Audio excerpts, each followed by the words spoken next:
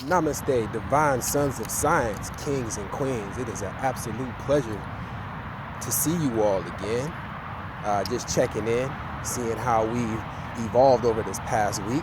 If you got to check us out last Sunday, the last thing we left off with was being superior and super. And you know, when you expose yourself for who you really are and that S on your chest is visible, you're the one who defines that S on your chest to be silly or simple. And of course, I left off saying that I chose to be superior. So we're just going to pick up where we left off right there, just to kind of piggyback to make sure that, you know, we're being that calm water. You know, we want to reflect. We want these things to come into our life to manifest, and to also make sure that we're providing valuable things to others in their lives, being their miracles.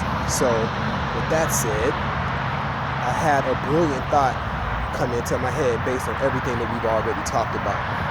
So, you know, we're out here doing these things, manifesting, and often you'll see me out here using God's creations to try to validate my thesis and principles to make sure that everything is solid, you know, 100.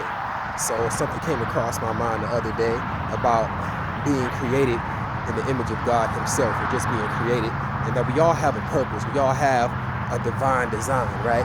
So and walking out here and looking at this very same pond from our first video talking about still calm water, I noticed a flock of ducks. You know, some people would take that for granted, like, yeah, why is Ken Reed talking about ducks and whatnot? Well, when I'm thinking about this duck, you know, it's created from the moment that it hatches to do exactly what it's designed to do. Comes out of the egg, becomes a duck. It's designed to swim on water. It's very oily, so the feathers rarely ever get wet. That's why it floats across the top of the water. It can fly. It just does what a duck does. That's exactly what it was designed to do.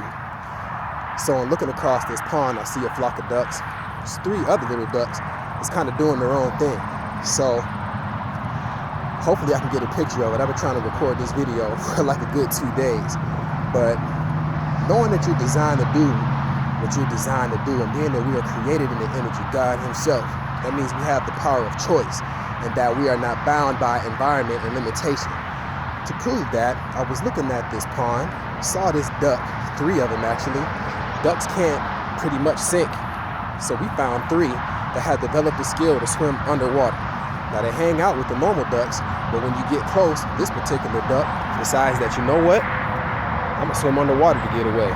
It's the weirdest thing you ever seen, but consequently, he's doing what he's designed to do, and he made a conscious choice to do something different. Now, with that said, if a duck designed by nature to float on top of water and do what a duck does can decide by his very consciousness to swim underwater, what do you think you can do as a creation of God himself? We aren't bound by limitations or environment or obstacles that are in our path. We can make a conscious choice. So I use that theory of a duck because we take it for granted. It's a bird that's designed to float across the water and do what a duck does, you know? But at some point in the design and evolution, this duck decided, I'm gonna swim underwater. Bizarre. Now, this may not be an animal that's foreign to many other people, but in Ohio, typically a duck floats on the water like a boat. This particular one can swim underwater. The most bizarre thing. It's actually fascinating. I hope to get a picture of it. But nonetheless, with all that said, as I try to use nature to validate these things, keep that in mind. And this is just a duck. Change his mind on how he or she wants to do things. So imagine what you can do. What is your divine design?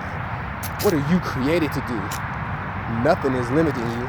There's no environmental obstacle that can stop you. There's an old Latin saying that I love to use. I used to give it to my students when they had the class. It's called Temet, Nosce. It means know thyself.